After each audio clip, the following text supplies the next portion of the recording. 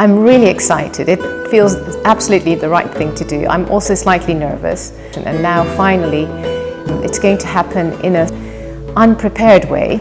And it's going to be raw for me as well, because no matter how much preparation I've done, it's going to be what happens there and then. Silence was very strong in my household, spoke much more than words. I mean, how do you put these sentiments, these experiences into words? I mean, no word can convey or carry the weight of these experiences.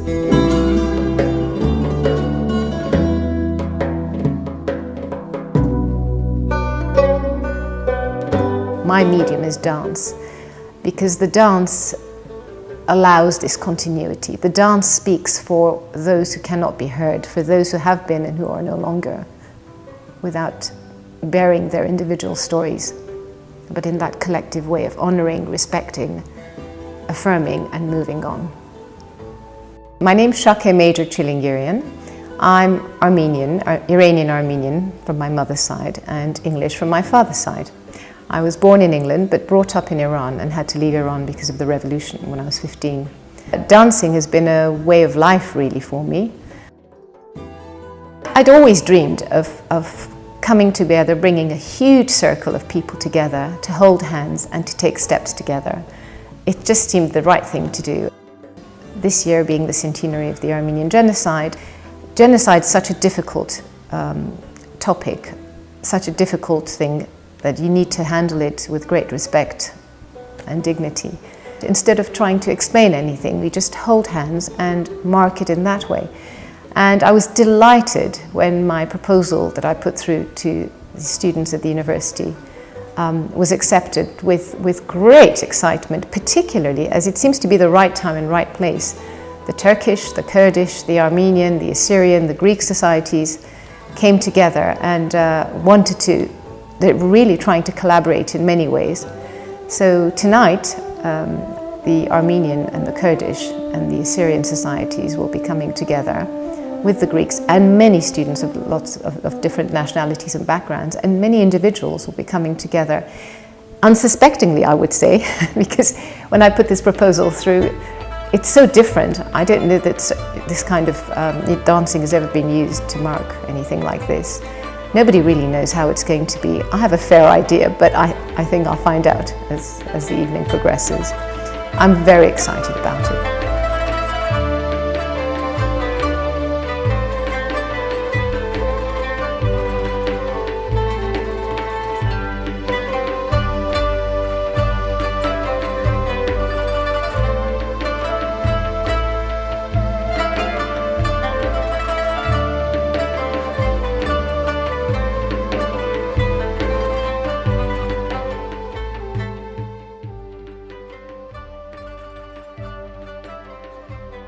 I'd like to welcome you all to the Circle of Life.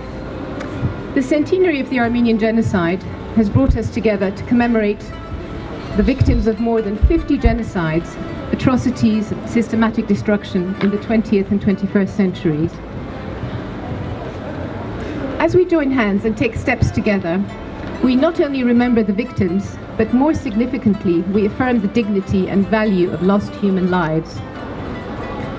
By our presence, through this circle of life, we celebrate the triumph of human spirit over death and destruction. And with our presence, we show our determination and strength to stand up against injustice and inhuman treatment of fellow human beings. As the well-known Persian poet Sa'di wrote 8 centuries ago, "The sons of Adam are limbs of each other, having been created of one essence. When calamity of time affects one limb, the other limbs cannot remain at rest. If you have no sympathy for the troubles of others, you are unworthy to be called by the name of a human." In Armenian it is said, "Baren arach kar par," before spoken word there was dance. And I hope that through dance we will be able to express that which cannot be said through spoken word.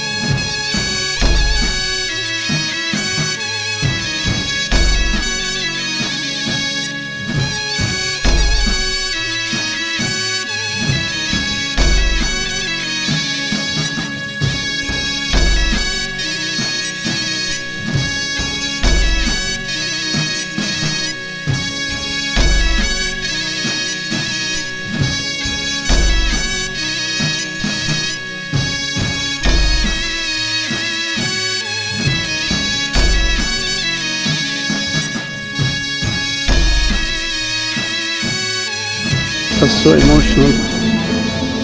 The energy was wonderful. And I could see millions of people raised with our energy. My name is Shakeh Gregorian. I'm a second year history and economics student here at SOAS, and I'm the president of the SOAS Armenian Society. What I really enjoyed about today is the different nature of the event. For example, yesterday we had an exhibition opening in the Brunei Gallery, but that was more academic, more impersonal. This one, holding hands with each other in that silence, you really felt something. You felt the suffering of everyone, and it was good to have that moment's silence, just for everyone to embrace in the feelings. And afterwards, a man came to me and he hugged me and he said, I feel the suffering, the victimization of your people. And he started crying.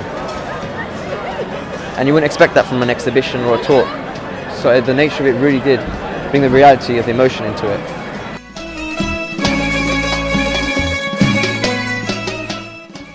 My name's Bedivan, I'm Kurdish. I definitely sensed familiarity with what was going on. Most importantly, what was really quite shocking for me was these labels which have loads of names of ethnicities of people from all around the world throughout history, and it just made me realise that the concept of pain is shared by so many people around the world, and it's ongoing now as we speak in the Middle East with ISIS. My name is Kami, and I'm from Iran. And the ceremony was very moving, right? And it was also celebratory in some ways, because it was movement and dance at the same time. The candles were very moving to bring everyone together in this way. It was very nice. It was really the circle, and it's called Circle of Life, but actually I was part of the circle, and it was a very good experience. So my name is Svetlana Basovsky. It was incredibly moving. I thought the circle was supportive. It was warm, but at the same time it allowed us to share whatever emotions we were bringing to this event, our own individual feelings and backgrounds and everything else, and share them silently in that circle, which was incredibly powerful. It made me feel supported. It made me feel like it was okay to think about those things, which, to be honest with you, I think you sort of repress them a lot of the time. But I think in this kind of environment, I think it's okay to think about them. My background is actually both Soviet and Jewish, and so I've got quite a bit of I guess, suffering in my background. So I thought this kind of environment really allows you to release those feelings, think about them in a safe place, and share those feelings.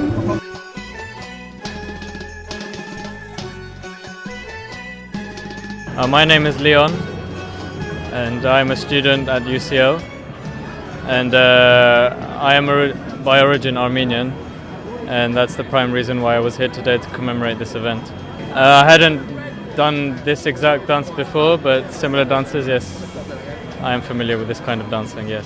It was very emotional for me because I was dancing with Turks and Kurds, and this is not very common amongst the Armenian community, because this is a shared pain, and today was a very good opportunity for us to share this pain, and under music that we all share as well. Saragelian is a song that we share among all the nationalities in the region, and so this was it was very unique, unprecedented event for me. To be able to express the pain that we feel and the struggle that all these people have gone through dance, through a form of, something which might be connoted to something positive, sort of just really, for me it made me realize how it's like a form of resistance, and it was really beautiful to be able to resist to all of this sort of repression through something so positive like dance. It empowered me, especially the second one that we did. My name is Mustafa Yaşacan. It was a joy, but remembering now, from Rwanda to Armenian massacre, genocide is hurting me as a human being. It's really moving. The organizer did, very successful, and everybody at the end of the music, they managed to dance all together. That was so emotional, so moving as well. There was this wonderful energy in the circle as we were doing the dance, and I think everyone was just uplifted, and it was just wonderful, and togetherness. And then I think when we stopped and there was that moment of silence, when all that energy was held in the circle, and we were all standing silently looking at that candle. I don't know what everyone else was feeling, but I suddenly felt myself transported to all those places that we were commemorating, the killing fields and Babi Yar, or any of those places, and I could almost hear the screaming, and I just couldn't help thinking that it was just so important for us to, again, bring all that background, all that family history, all that memory together, and remember whatever it is that we wanted to remember, and stand together, not just as individuals remembering that particular place, but all those places where all these horrible things have happened. I just thought that was, I think, the really important moment for me, and I think it was facilitated by the circle, which gave it that wonderful energy that allowed us to feel that openness, and allowed us to almost transport ourselves to those places. Events like this is a starting point for reconciliation between the communities, the Armenian, the Turkish and Kurdish communities, and also we can't forget the Greeks and Assyrians of Anatolia. And it's been a long time coming. It's been 100 years since the genocide, and events like this across the globe, and hopefully events like this will pick up in Turkey as well, where of course it's most important to bring attention to the history of those lands. For me, it was these types of events are a starting point for reconciliation. That's my opinion.